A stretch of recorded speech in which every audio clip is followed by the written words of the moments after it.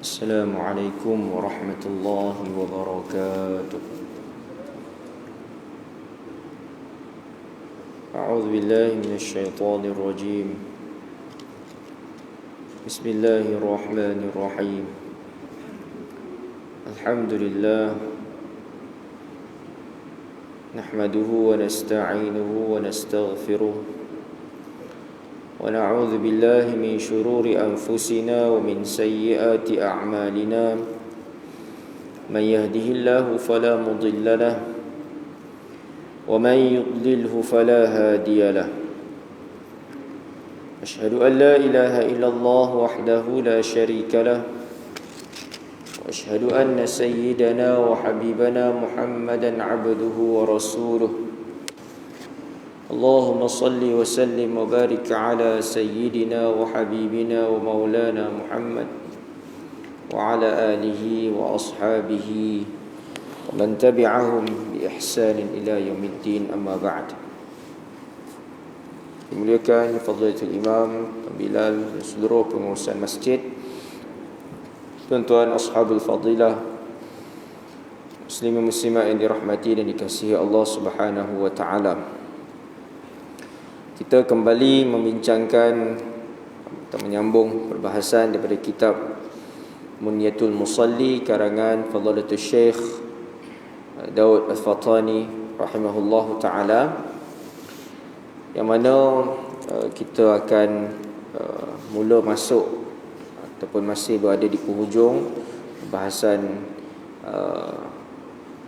awal, tetapi kita akan masuk kepada perbincangan fiqhnya, iaitu berkisar tentang syarat sah salat. Tapi sebelum tu ada masih lagi sedikit berbaki perbincangan awal, yang mana Syekh membahaskan ayat daripada surah Taha yang berbunyi a'udzubillahi minasyaitonirrajim wa'mur ahlaka bis-salati wastabir 'alaiha la nas'aluka rizqa nahnu narzuquk. Suruh olehmu akan ahli kamu, yakni ahli keluarga kamu, dengan mendirikan salat dan sabar ia atasnya. Tiada kami pinta akan kamu rezeki, kami yang memberi rezeki akan kamu. Ini adalah ayat yang menjadi petunjuk kepada kita semua bagaimana ada beberapa poin ataupun arahan yang Allah Ta'ala letakkan di dalam ayat ini. Yang pertama, Allah menyatakan wa'mur ahlaka bis-salah, iaitu Allah Ta'ala menyatakan perintahkanlah ahlak, maksudnya apa? Ahli kamu, yakni ahli keluarga kamu mendirikan salat. Ini perkara yang amat penting bagi membina sesebuah tamadun ummah, khususnya tamadun umat Islam, yang mana ia bermula daripada sebuah keluarga. Sebab itu kalau kita, tuan-tuan, ayah-ayah semua ingat, awal kita semua mungkin sebahagian besar di sini yang telah mendirikan rumah tangga, alhamdulillah dah beranak, bercucu apa semua, tapi mungkin kita boleh imbau sedikit. Awal dulu kita belajar kalau dalam persoalan nikah kahwin ini, agama sehingga meletakkan ataupun menjadikan antara unsur terpenting adalah dalam memilih pasangan. Nampak tak?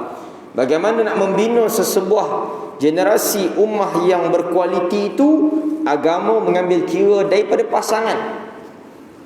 Bukanlah nak katakan wajib, tetapi galakannya. Kerana kita tahu manusia ni ada berbagai latar. Tak mungkin semua orang baik belaka. Maknanya semua umat Islam ni jenis solat 5 waktu masjid, kalau perempuan semua tutup aurat sempurna, tak dapat kita lihat hari ni. Bahkan golongan itu boleh kita kata akhir zaman ni minoriti. Ini kita boleh lihat dalam realiti masyarakat kita. Tetapi walau bagaimanapun, itu menjadi indikator atau petunjuk utama dalam membina sesebuah rumah tangga itu. bermula daripada pemilihan pasangan yang terbaik. Sama ada suami mencari pasangan, yakni isterinya, atau isteri mencari calon suami, yang sudah tentu asasnya tak lain tak bukan, iaitu ketakwaan kepada Allah Ta'ala. Bukan mesti ustaz, bukan mesti ustazah. Ada orang kata, oh ni nak cari pasangan mesti kalau lelaki kena cari ustazah, lelaki perempuan. Tak. Bahkan kalau kita tengok di akhir zaman ni, ustaz-ustazah pun taklah baik mana pun. Ya, bukanlah nak memburukkan orang agama. Saya pun daripada aliran itu, bukan. Tapi itu realiti. Kerana nilai ketakwaan itu tidak mensyaratkan orang itu belajar bidang agama, walaupun itu ada kelebihan. Di sisi agama memang ada kelebihan orang yang belajar agama, sebab Nabi sendiri sebut, man yuridillahu bihi khaira yufaqihu fid din. Siapa yang Allah Ta'ala nak bagi kebaikan kepada dia, diberikan kefahaman agama kepadanya. Itu ada kelebihan. Tetapi itu tidak syarat untuk seorang itu nak tunggu faham betul-betul agama baru bertakwa.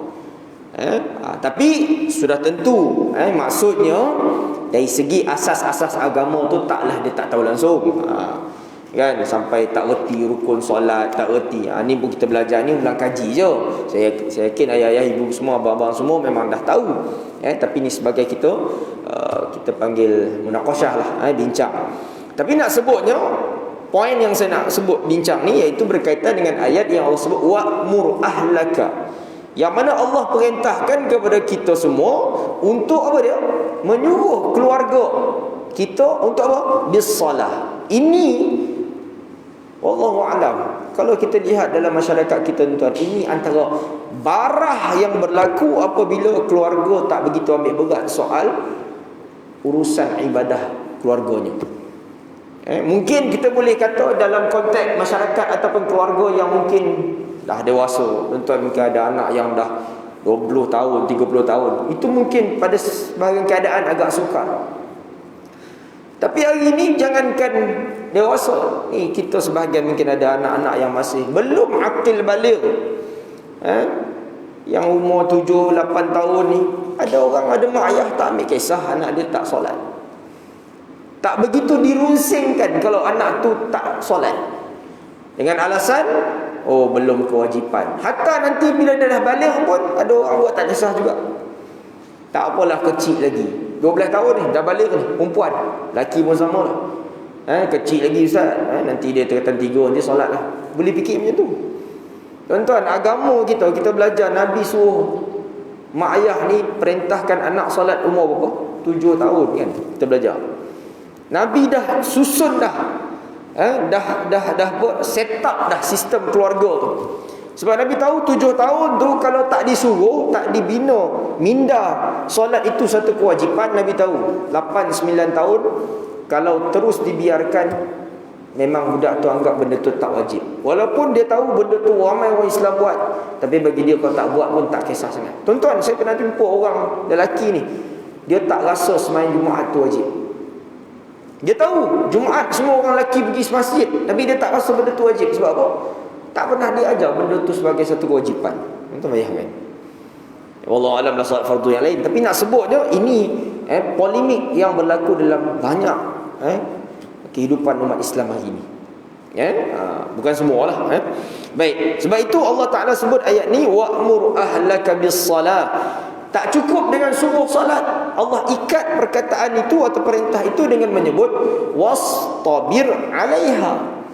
Allah suruh bila salat tu nak kena istabir. Apa dia?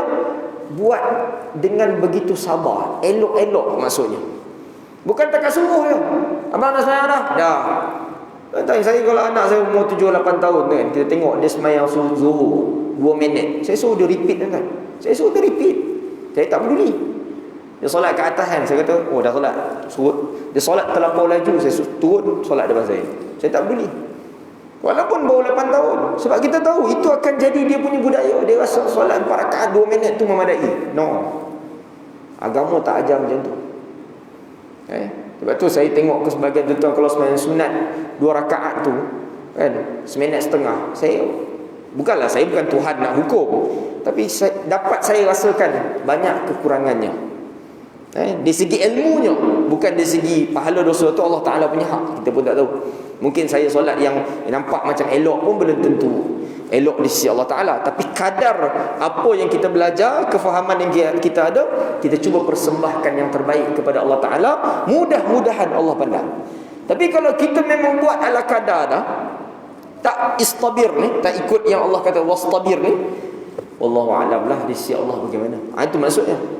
Tapi kalau kita dah buat wastabir yang terbaik, insya-Allah ada nilai di sisi Allah.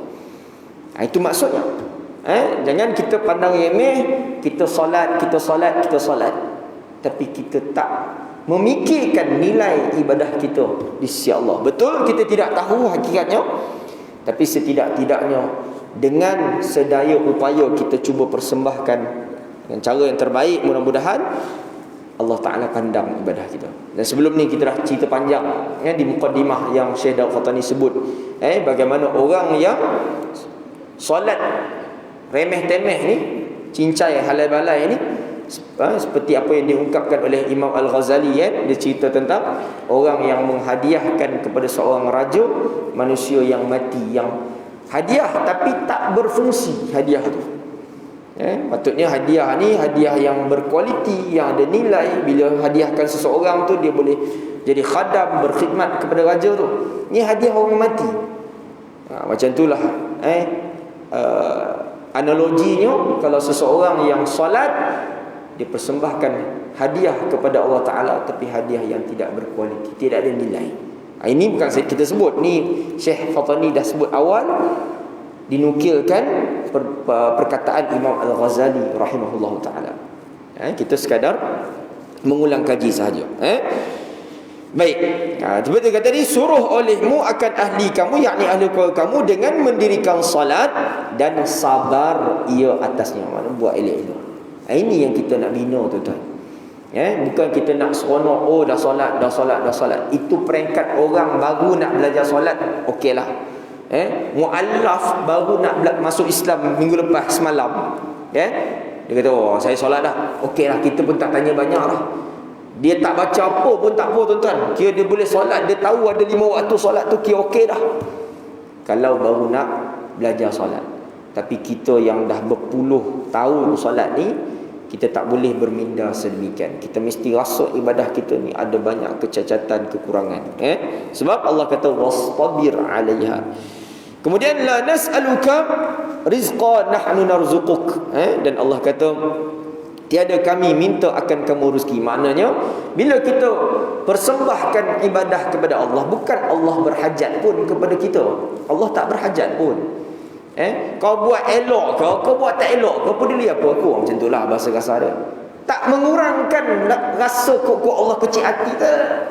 Tak tu kita. Kan kita orang kita pergi kuluri je lah, tuan-tuan. Padahal kuluri itu percuma lah, makan free kan. Tapi lauk tak berapa nak. Okey, itu pun kita tak puas hati dah. Apa kuluri aku datang jauh-jauh ni kan. Lauk macam ni. Itu kita, padahal orang jamu tu pun dah terima kasih lah tu kan.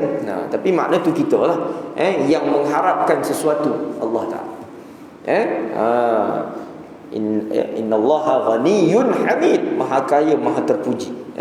Sebab itu Allah kata nahnu narzuquk, kami yang bagi kamu rezeki. So kalau kamu beribadah kepada aku pun elok ke tak elok ke, aku tetap macam ni. Tetapi dituntut kepada kita untuk kita buat yang terbaik, untuk kita mengundang rahmat, kasihan, belas kasihan Allah Ta'ala. Baik. Maka sebenarlah bahawa adalah ia tempat sejuk mata hati hamba Allah yang arifin, dan dengan dia tetap hatinya, iaitu ibarat daripada suka dan kesenangan dan sempurna nikmat dan lazat yang hasil padanya.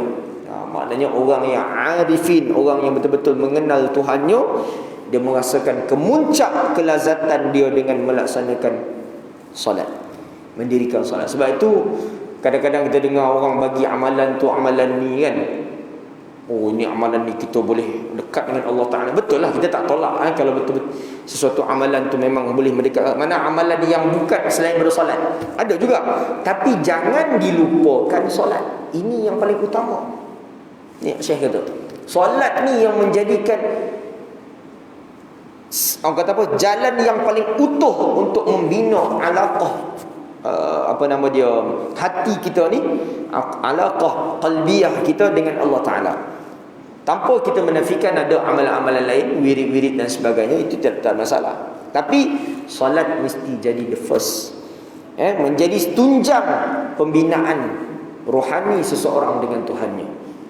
Ya, dong terbalik kan. Solat ni ala kadar, tapi amalan yang lain-lain, zikir, wirid-wirid ni yang kan, yang ada yang kita pernah dengar, tak pernah dengar kan. Tapi tak apalah, kita pun taklah nak berbalas benda tu. Cuma jangan dipinggirkan keutamaan solat. Ini yang disebut oleh Syekh Daud Fatani. Okay? Sehingga muwafaqah dan berjinak-jinak dengan dirinya. Muwafaqah tu selari kan. Hati dia tu selari, tetapi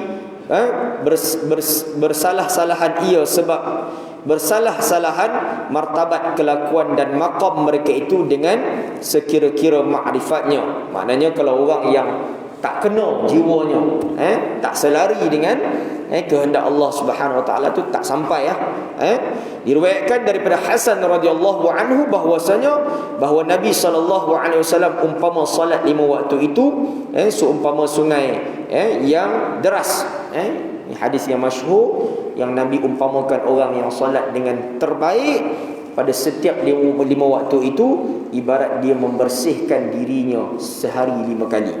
Ada orang mandi 5 kali sehari tak? Tak pernah dengar. Ada tapi jarang kan. 5 kali sehari mandi. Macam tak ada kerja lain. Tapi solat ni ibarat dia macam tu, yang digambarkan oleh Nabi sallallahu alaihi wasallam. Habis banyak kali, 3 kali itu pun orang kerja mana ada mandi 3 kali sehari. Pagi nak pergi kerja, petang nak balik tu kan, menjelang malam tu baru mandi pula kan. Ini 5 kali. Pada pintu seorang kamu lagi banyak airnya memandi ia padanya tiap hari 5 kali. Maknanya ibarat orang yang solat dengan sesungguhnya itu, maknanya dengan berkualiti itu, memang bersih jiwanya. Daripada yakni bahawasanya 5 waktu itu menyucikan daripada segala dosanya, tiada tinggal satu dosa melainkan diampunkan akan dia, melainkan dosa-dosa yang besar, maka berkehendak ia kepada taubat. Yakni dosa-dosa yang besar lah, yang of course dosa besar ni ada banyak lah. Kalau kita baca Al-Kabair karangan Imam Az-Zahabi itu banyak. Ni musim-musim orang cerita apa isu rasuah, tu tak selesai dengan solat 5 waktu. Tu banyak cerita gitu. Kan? Tu banyak cerita lagi tu. Kan, nak kena minta maaf, nak kena declare, banyak tu kan. Sebab penyelewengan harta awam ni sangat kritikal. Sebab tu penting untuk kita ni klasifikasikan kategori dosa. Zina dosa besar, judi dosa besar, arak dosa besar. Tapi itu dosa individu, dosa seseorang kan. Minum arak kan. Tapi dosa ambil harta awam, ni berat.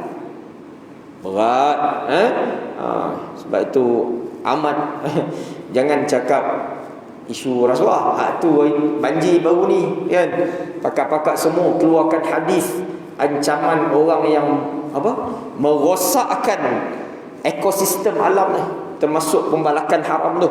Itu pun Allah haramkan daripada neraka syurga. Itu termasuk tu. Dia dosa yang melibatkan orang lain ni, hak awam, berat. Tapi yang ini sebahagian kita tak berapa kisah. Dia rasa macam benda tu macam orang tak nampak sangat kan. Macam budak yang kena mandi jenazah baru ni kan. Salah lah kan. Baguslah kan. Tangkap apa semua kan. Atuk dia kata kan, report lah elok kan, baguslah macam tu kan. Tapi berapa puluh ringgit dia curi kan. Tapi itulah antara kritikal, sangat kritikal. Sebab bila tengok tadi bila yang penggal kepala mak dekat mana tu? Selangor, Kuala Selangor. Kan? Dadah. Oh tuan-tuan, tak tahulah nak cakap dadah. Dia masalahnya itu kesan dia lah, tapi punca dia tu. Ni kita tengok apa nama dia, Datuk Ayub Khan, kan? Datuk Ayub Khan kan? Daripada KP Ketua Polis Johor pindah ke Bukit Aman jadi Ketua Siasatan narkotik, kan? So kita mengharapkan beliau dapat kata apa? Yalah, mencantas lah semaksimumnya aktiviti pengedaran dadah ni. Dahsyat lah. Lepas tu saya sebut bila kes ibu yang digantung di Sabah tu kan, jadi keldai dadah tu. Salah lah, betul lah. Nak buat macam mana hukuman. Tapi soalan dia dapat dadah tu daripada siapa? Itu soalan dia. Dia dapat dadah tu daripada siapa? Orang yang bagi dia dadah tu dicari ke tidak? Kalau dia digantung, orang yang bagi dia dadah tu, apa pula hukuman dia?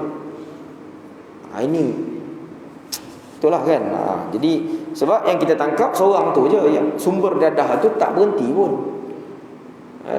Kita tengok kalau di media macam-macam lah, polis tu tunjuk tangkapan dadah berjuta-juta. Alhamdulillah, bagus, kita seronok tengok. Tapi itu tidak menghentikan. Dan yang berlaku kes-kes yang kritikal macam ni, anak sembelih mak ni, tak lain tak bukan memang dadah. Dan saya taklah tahu sangat, tapi ada kawan-kawan bagi maklumat, memang antara dadah yang paling kritikal syabu lah, ais. Ini tuan-tuan, siapa kena ais ni memang tak peduli lah.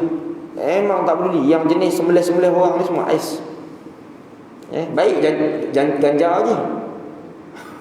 Bukan susah ganja, tapi maknanya orang isap ganja dia tak tentu sangat. Dia tahap keinginan kat benda tu tak sampai macam tu. Tapi kalau ais ni, jangan main tu. Dia tak peduli. Yang buat jenayah besar-besar ni semua memang ais lah. Jadi harap memang benda ni kan. Tapi kes-kes macam ni macam tu lah jalan.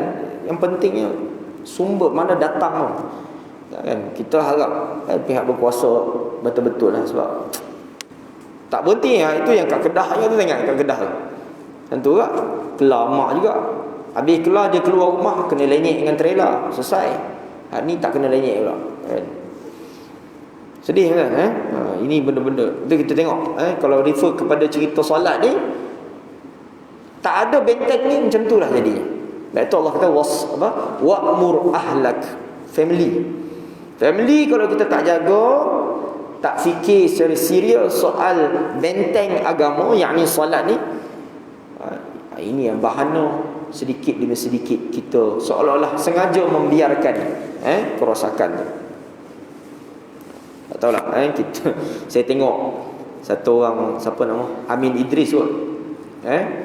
Amin Idris dia tulis kat Instagram dia, apa nama dia, SPRM lah, cerita pil lah. Benda ni dah jadi semua orang bercakap kan. Kita bukan nak menyalahkan pun kan. Dia buat soalan, kemudian A percaya, B hilang percaya, B, C adalah kan, saja survey. Tengok komen, saya tak komen lah. Tengok memang kritikal orang. Kalaulah badan yang paling kita harapkan untuk menjaga ialah dari segi salah laku, pecah amanah ni, akhirnya dirobek kualiti, apa nama dia, nilai mereka ni, apa yang tinggal? Apa yang tinggal? Kita tak kata semua, tapi ini yang sedang kita tengok depan mata. Kita tak kata salah, kita tak kata betul, masih terus proses siasatan apa benda semua tu, tapi tak dapatlah kita nafikan memang wujud benda-benda tu. Memang wujud. Sebab dalam surat khabar apa semua, yang ni pegawai ni kena tangkap Allah. Habis apa yang tinggal? Kalau benteng negara kita yang paling kita yakini keupayaan mereka untuk jaga kita punya kesejahteraan negara ni, akhirnya tak ada nilai. Betul kita tengok. Sebab itu Malaysia ni, negara kita ni memang tak ada siapa nafikan antara ranking tertinggi kadar rasuah. La haula wala quwwata illa billah. Tapi Allah alam lah, sebagian orang kadang-kadang tak begitu nak sebut benda ni. Tapi kalau artis langgar SOP apa semua, yang tu sakan sungguh pula kan. Tak tahu lah kan, kita pun bukan nak komen. Tapi sedih tengok satu demi satu kesan dia macam tu lah. Keruntuhan kualiti ataupun moral kehidupan masyarakat berpunca daripada tembusnya benda-benda yang macam tadi tu, dadah dan sebagainya. La haula wala quwwata illa billah. Tapi tuan-tuan yang dirahmati Allah, perkara yang mungkin kita boleh fikir bersama, bagaimana sedahsyat mana pun ancaman di luar sana, insya-Allah taala selagi kita bertaut kuat dengan agama, bertawakal penuh kita dengan Allah taala, dengan usaha, dengan ilmu, insya-Allah taala Allah jaga kita. Mudah-mudahan. Kenapa tuan-tuan saya kata begitu? Ya, negara kita ada cabarannya. Kawan-kawan kita duduk di negara-negara yang lebih jauh besar cabarannya di luar sana. Ambillah negara-negara barat dan sebagainya, macam-macam ancaman di luar sana. Tetapi masya-Allah tabarakallah, mereka berupaya membina ketakwaan. Kenapa? Iman dan takwa ada dalam jiwa mereka. Walaupun persekitaran tu nak rosak ke, nak jadi apa ke, tapi kerana mereka ada keteguhan memegang agama, mereka dapat harungi. So demikian kita di negara ni, walaupun di luar sana cabaran macam-macam, masya-Allah tabarakallah, yang sangat-sangat kita geruni, kita bimbangi, tetapi seandainya kita bertaut sungguh dengan agama, insya-Allah kita tak boleh tunggu tuan-tuan. Jangan tunggu pihak ni salah, pihak ni sampai bila pun takkan sudah. Akhirnya kita sendiri dipertanggungjawabkan depan Allah Ta'ala apa yang kita buat untuk diri kita dan keluarga kita. Depan Allah Ta'ala tadi takkan sudah kalau kita nak jawab, oh salah puak ni, salah puak ni. Habis kita takkan tak ada salah. Kita pun ada salah lah. So nak elakkan diri kita banyak salah tu, kita baiki diri kita. Hak tu insya-Allah. Hak yang memang tak melunaskan tanggungjawab, amanah apa semua, hak tu dia jawab dengan Allah Ta'ala. Hak tu cerita dia sendiri. Tapi kita bertaut kita dengan Allah Ta'ala, bermunajat kita, berpegang sungguh pada agama ni, insya-Allah. Insya-Allah Allah jaga, insya-Allah. Baik. Diriwayatkan daripada Ubadah bin Samit, Nabi SAW bersabda, 5 salat ini difardukan difardukan oleh Allah Ta'ala akan segala hamba, maka barang siapa mendatangkan dengan dia sempurna dan tiada dikurangkan haknya, yang mengurangkan dia adalah baginya pada Allah janjinya bahawa memasukkan dia ke dalam syurga, dan barang siapa meninggalkan dia dan meringankan dia dengan haknya, tiada ada baginya pada Allah Ta'ala itu janjinya, jika dikehendak dikasihankan dia, maka jika dikehendak diseksanya. Jadi Allah Ta'ala, kita tahu dengan rahmat dan kasih sayangnya yang jauh lebih luas daripada azabnya itu, kemurkaannya itu, insya-Allah dengan kita merayu, merintih kepadanya, bermunajat kepadanya, beribadah kepadanya dengan sesempurna mungkin, insya-Allah kita akan dirahmati, dikasihani.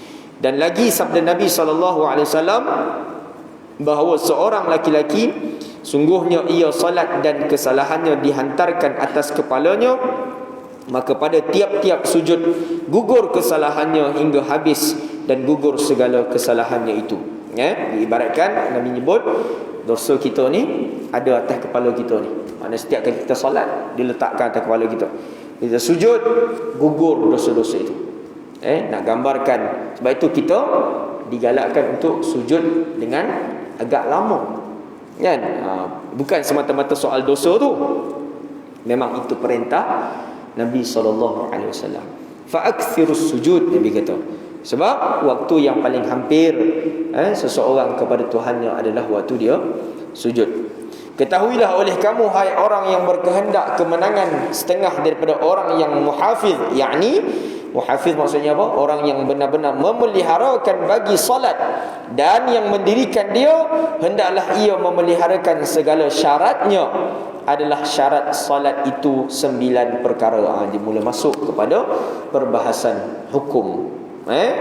Jadi dia kata syarat yang pertama ataupun kriteria yang pertama untuk dapat menjaga atau menjadi seorang yang benar-benar menjaga salat itu iaitu dia menjaga sedaya upaya syarat-syarat solat. Syarat yang pertama atau pembahagian yang pertama ada 9 perkara. Syarat ada berapa perkara kan? Syarat wajib, syarat sah kan. Okey, baik. Pertama mengetahui, ini syarat sah dia lah. Okey, iaitu mengetahui baginya masuk waktunya dengan yakin atau dengan zon, maka tiada sah orang yang salat yang tiada mengetahui akan masuk waktunya dan tiada zonnya, dan jika jatuh di dalam waktunya sekalipun. Maknanya apa? Yang pertama sekali berkaitan dengan seseorang itu bila dia nak solat fardu, maksudnya dia wajib meyakini atau sekurang-kurangnya zon tu sangkaan dia begitu kuat menyatakan waktu solat yang dia nak solat tu telah masuk. Ini lebih terpakai pada suasana zaman dahulu yang tak ada jam. Zaman kita hari ini, masya-Allah tabarakallah, tak larat dengar seruan azan kat masjid ke, surau ke, handphone ke, segala macam bunyi belaka. Kita je buat tak lagu. Bunyi waktu masuk zuhur kan, dengar kan, kawan punya sana punya handphone, jam kita bunyi macam tu juga sebenarnya zuhur pukul 3 kan. Tapi maksudnya itu jelas syarat dia. Sebab dahulu zaman dahulu mana ada jam.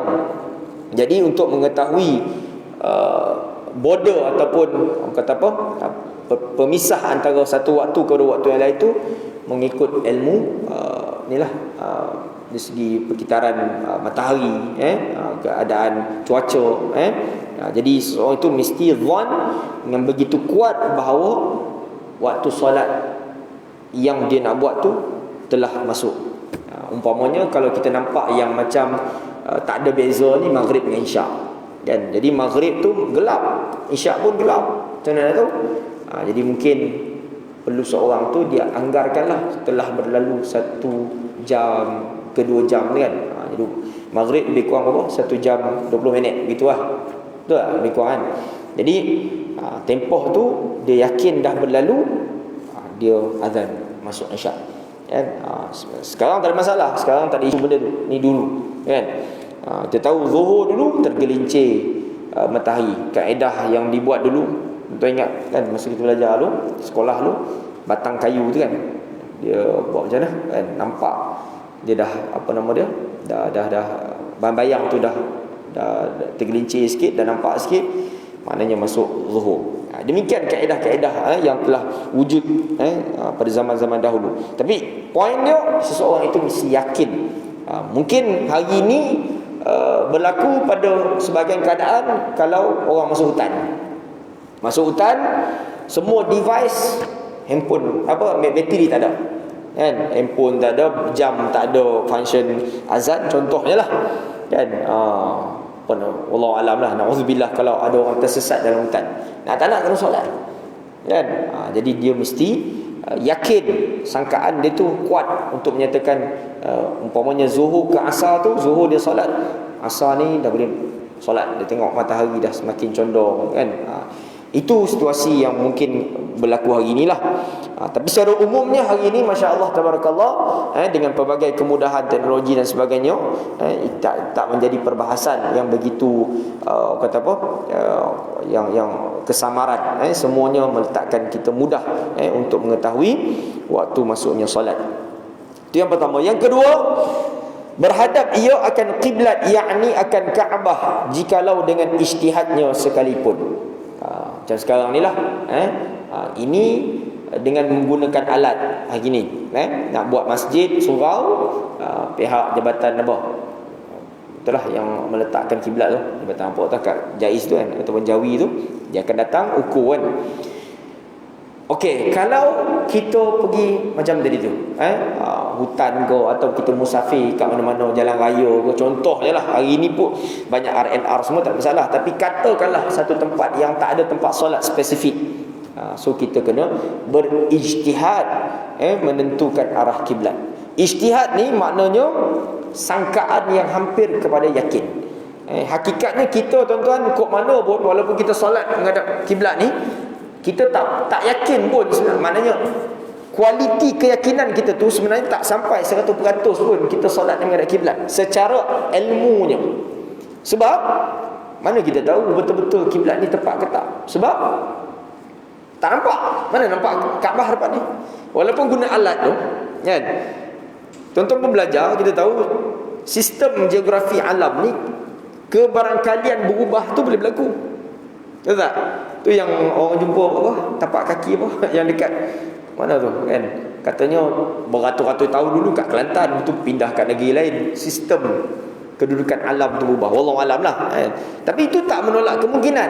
So maknanya kalau kita ni sekarang ni kiblat kita ni, kan, adakah 100%? Wallahu alam. Boleh jadi tidak. Mungkin sengit sikit lagi sikit. Tapi kita telah pakai dengan ijtihad, of course daripada ulil amri, pihak berwajib, daripada jabatan agama, tak jadi isu lah. Yang yakin benar-benar kiblat betul ni bila depan Kaabah. Itu betul-betul, itu tak ada isu, kan? Kita solat depan Kaabah, itu tak ada pertikaian. Tapi yang ini lebih kepada ijtihad, zon, sangkaan. Yakin 100% dah boleh, tak nampak, kan? Tapi sahlah solat tu, kan? Sebab tu Syekh kata dengan ijtihad, sebab tak boleh yakin 100%, kan? Melainkan betul-betul kita solat di hadapan Kaabah, tu bukan ijtihad lagi dah, memang nampak lah, kan? Tapi kaedahnya yang itu terpakai, valid, dan solat itu sah, ya? Sebab itu kalau kita tak ada alat di dalam hutan ke mana pun, kita ijtihad lah, ikut sangkaan kita, maka solat itu sah, ya? Yang ketiga, menutup aurat antara pusat dan lutut jika laki dan sahaya, yakni hamba sahaya perempuan, dan sekaliannya tubuhnya, yakni seluruh tubuhnya jika perempuan, dan khunsa yang merdeka, yang lain daripada mukanya dan dua tapak tangannya dengan suatu yang menutup dan menegah daripada dilihat warna kulitnya pada pihak atas dan kelilingnya tiada pihak bawahnya. Maksudnya, di sini ada beberapa poin. Yang pertama, lelaki, yang kita tahu bahawa aurat lelaki antara pusat dan lutut.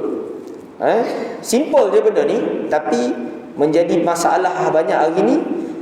Sebahagian orang lelaki yang suka pakai seluar ketat dan baju ketat, bila sujud atau rukuk nampak bahagian belakang. Ini masalah. Yang mana bahagian belakang tu jika diukur dia berkedudukan bawah pusat, maka solat dia batal. Ini masalah. Soal aurat ni semua orang tahu. Tak, saya ingat tak, orang datang solat ni tak ada lah yang tak tahu. Tahu bahawa aurat mesti tutup antara pusat dan lutut lelaki. Tapi bila seseorang tu solat, sebahagian ni tengok contohnya solat di mall ke di mana-mana kat surau-surau public ni, atau kadang solat Jumaat. Solat Jumaat ni kan orang datang yang pakai tak prepare sangat, sebahagian ni, kan, depan mata kita nampak, kan, nampak belakang. Bersungguh pula dia tarik-tarik nak tutup. Kan, tak boleh. Itu kena be careful lah, kan. Sebab itu digalakkan untuk orang lelaki atau perempuan sekalipun pakai pakaian yang agak longgar. Bukanlah longgar tu sampai apa kata labuh sangat, kan, tapi yang longgar. Orang perempuan lagi perempuan. Tapi orang perempuan dalam solat ni dia tak syarat longgar pun. Kalau sesama orang perempuan, longgar ni kalau dia bertemu dengan lelaki ajnabi, maknanya dia dengan lelaki yang bukan mahram lah. Tapi kalau dia sesama perempuan, mesti dia tutup seluruh tubuh badan, kecuali dua tapak tangan dan muka. Kemudian apa? Tak jarang pakaian tu tak nampak kulit, sah, kan? Jadi kami ni masa talaqi di Al-Azhar tu, Arab ni sebahagiannya dia pakai tak berapa longgar pun, kan? Dia pakai ketat jugalah, kan? Syekh kami syarah tu, dia kata sah salatuha, yasihhu salatuha, dia kata sah salatnya. Tapi kalau dia solat di khalayak lelaki ada nampak, dia berdosa. Tapi solat tu dia sah sebab dia bagi solat ni dia tutup yang penting. Sebab tu Syekh kata apa? Perempuan tutup sekaliannya tubuhnya, kan? Kemudian dia kata apa? Melainkan yang lain daripada mukanya dan dua tapak tangan. Maknanya tutup, yang penting tutup, kecuali muka dan tapak tangan, dengan sesuatu yang menutup dan menegah daripada lihat warna kulit. Maknanya tebal. Mana pakaian tu jangan nampak kulit. Dia tak kata longgar. Kan, dia tak kata longgar. Kan? Kemudian tapi pada pihak atasnya dan kelilingnya. Yang ni daripada atas ni, mana ni, ini termasuk aurat lelaki. Sebab tu orang lelaki bila pakai baju ni, baju Melayu kita ni, tak kisahlah jubah ke Melayu, kalau kita tak butang, kita rukuk, kemudian ada orang lalu depan kita, ni tak butang ni, nampak ke dalam perut dan nampak pusat, batal solat. Sebab daripada atas tu dikira aurat. Faham tak? Sebab tu kita mesti kencing ni. Kalau tak sampai atas pun tutup lah, kan? Jangan nampak tu, kan? Walaupun kalau tak ada orang lalu sekalipun, adabnya tutup. Kat sini pun ada nilai, walaupun dari segi hukumnya nampak macam simple, tapi di sini nilai kata apa, penampilan seorang Muslim, kan, nampak bagus. Jadi di sisi hukumnya rupanya kalau kita tak pakai kancing ni, kemudian orang depan nampak sehingga ke pusat, kan? Wallahu alam dalam apa keadaan sekalipun. Tuan-tuan, contohnya ada orang solat tepi ni, saya mengajar contoh kawan tu dia pakai baju yang tak kancing, saya nampak solat dia tak sah. Contohlah, kan? Kemudian dia kata apa? Tapi pihak atas, bawah tak apa. Bawah ni macam mana? Kalau kita pakaikan belekat, tak pakai seluar, kan bila kita sujud nampak belakang paha. Betul bagus, nampak belakang paha. Itu tak ada. Itu dimaafkan. Sebab secara praktikalnya, kalau orang tu berdiri, katalah orang pakai belekat tak pakai kain dalam, contoh solat dalam, contoh. Siapa yang pergi tak ada kerja, pergi tinjau daripada bawah? Betul? Siapa yang tak ada kerja pergi nak tinjau daripada bawah? Tak ada orang tinjau daripada bawah. Secara realitinya tak ada lah orang pindah. Melainkan kalau orang orang pilih tak cermin tu cerita lain lah, kan? Tapi maknanya keadaan tu dia patutnya tak berlaku lah, kan? So bila dia nampak tang belakang ketika dia sujud tu, hak tu dimaafkan. Hak tu dimaafkan. Okey, kepentingan tu lah. So pastikan kita pakai baju kancing, dan tapi of course lah, kalau tanya yang terbaik pakai seluar dalam. Mana seluar yang panjang, bukan seluar dalam seluar pendek dalam, hatta boxer tak lepas, seluar panjang. Hak tu terbaik. Kalau kita solat di masjid atau surau, hak tu lebih menjaga muruah, lebih nampak santun. Jadi itulah kita bincang hak tu dulu malam ni. Jadi ringkas je benda ni, tapi nampak kita bila nak solat ni kita dapat buat yang terbaik, insya-Allah ada nilai. Sebab tu ayat Allah kata apa? Wahai anak Adam, ambil perhiasan bila nak sujud. Maknanya antaranya kita pakai elok-elok, berwangi-wangian. Ini semua ada nilai yang baik di sisi Allah Taala. Innallaha thayyib, Allah itu thayyib. Innallaha jamilun yuhibbul jamal. Dia cantik, suka kecantikan. So Allah alam, insya-Allah kita sambung lagi pertemuan akan datang. Kita berada di peringkat awal perbahasan tentang syarat-syarat sah solat. Okey, terima kasih banyak-banyak. Wallahu a'lam. Aqulu qawli hadza wa astaghfirullahal azim li wa lakum. Wassalamu alaikum warahmatullahi wabarakatuh.